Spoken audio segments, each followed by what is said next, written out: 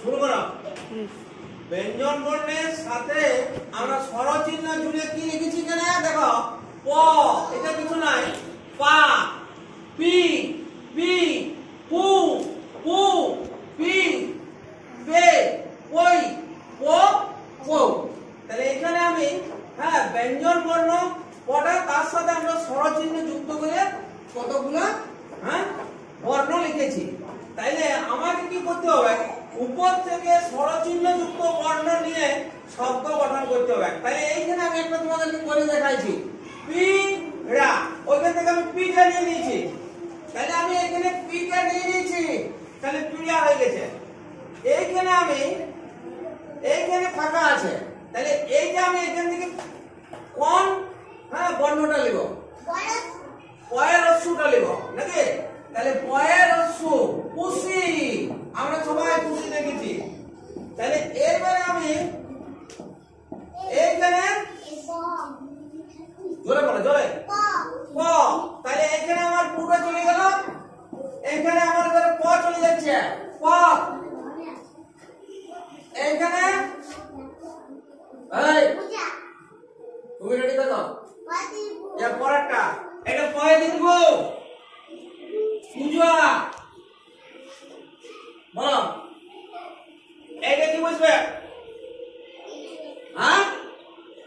কি কোন স্বরচিহ্নটা বসবে, পুটো হয়ে গেছে।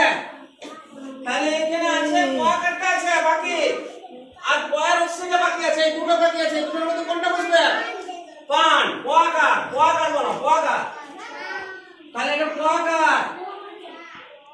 এই যে অদিতিয়া তুমি বলো, তুমি এই যে তাহলে কি বসবে, একটি স্বরচিহ্ন শুধু বাকি আছে। পাটা হয়ে গেছে। কি বসবে, পি। জোরে বলবে, জোরে। তাহলে এখানে আমরা পি। তাহলে এখন আমাদের শব্দগুলো কি হলো দেখো, একটা হলো পিড়া, একটা হলো পুষি, একটা হলো পদ, একটা হলো পূজা, একটা হলো পান, একটা হলো পিসি। এইবারে আমি নিচে আসছি, নিচে ওইদিকে গুলো বসবে। তাহলে তার আমি একটা আবার বুঝ করে দিয়েছি, পয় ওকার কেটে বলে পোষ। তাহলে এই কি বসবে, জোরে বলো, পোকা, পয় ওকার। তাহলে পয় ওকার, তারপরেরটা কি বসবে, রাধারানী চিন্তা করো, পেশি, পয়ে একার, পেশি। তারপরেরটা কি বুঝবে, পয়টা। বাহ, খুব সুন্দর উত্তর দিয়েছে রাধারানী, পয়ে ওইখান, পয়টা। তারপরেরটা কি বুঝবে,